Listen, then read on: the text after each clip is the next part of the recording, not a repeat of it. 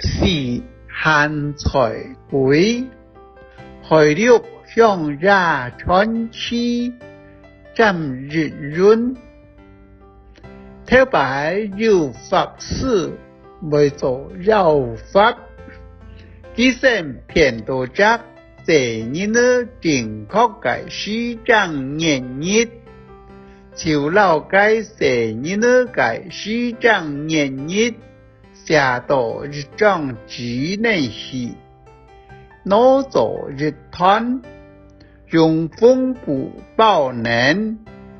lạc khơi rực theo hàn trời quảng, lao phong cụ bao nén cái trí thoán,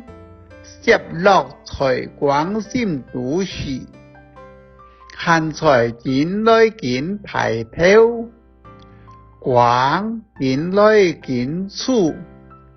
chu tổ lao trí thoán bao sệt sệt, thiếu lao trời quảng lạc khơi cái tiệt đỡ, theo mùi quạt hà lói, sải trao, quảng kín sải kín trao, cái sẽ như nữ kín lôi kín bóng theo kêu trời, trời quảng sải trao, sẽ như nữ mà nữ giá chiều xì thết, sẽ như nữ cái bún phát, bún Pháp sư siêu lọc cái hàn trời quảng đi tú hỷ lệ. Pháp sư suy sinh tại nên cái tiết hàn trời quảng, thì phải còn suy sinh lao sẽ như nữ cái bún phát tại nên, cái bún phát biến sinh hàn trời quý.